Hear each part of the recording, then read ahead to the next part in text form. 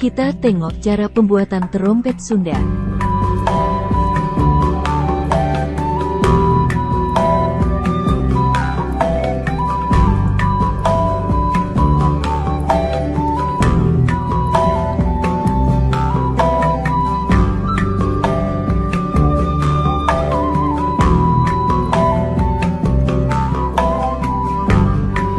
Ya, ini terus kami 15 tahunan gitu lah.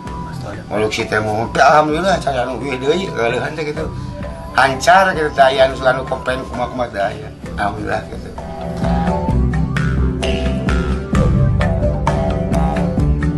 Iya, penjualan atas ke mana wae, Pak? Dugi ka Kalimantan, terus ka Palembang, Medan, bisa teh Lampung, Banten, sekarang di Banten. Banten mah sayana hampir di dieu we gitu lah. Di Banten mah.